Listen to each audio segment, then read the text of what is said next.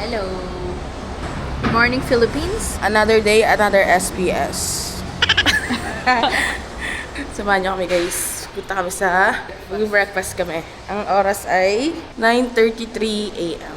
3 a.m. na wala pa ng trabaho. Yes, kasi tinapos namin yung mga gawa namin kahapon. Nag-SPS na kami.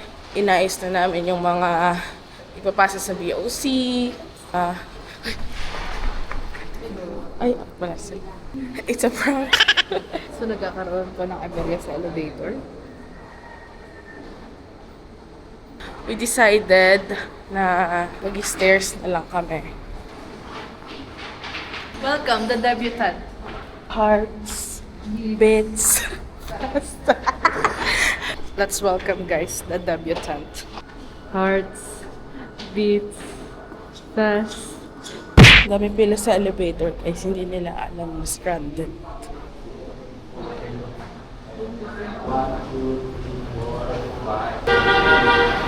We're in Escolta. So, maghahanap tayo ngayon guys ng mga emo. Kasi dito yung kuta ng mga emo eh. Diyan kami minsan kumakain guys, so dyan. Kaso ngayon, may tatry kaming karinderya. Dito lang yon, malapit sa Cebuana.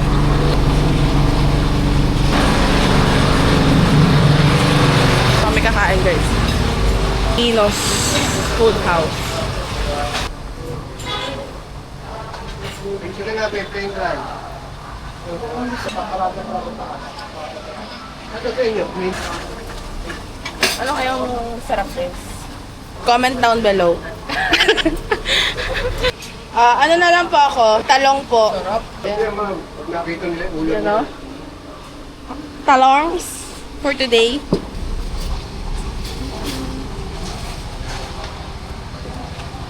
Let's eat. Lafang. Taste test.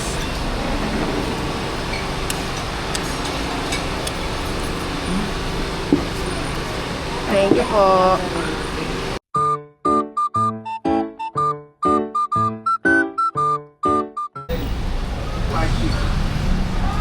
Bye na tayo guys. Di kasi ako maano talaga sa talong. Kumbaga hindi ko favorite sa talong. Pero gusto ko siya ngayon. I mean, siya yung trip kong kainin niya. Yung mga carcinogenic contents kasi ang mga processed foods. Yes.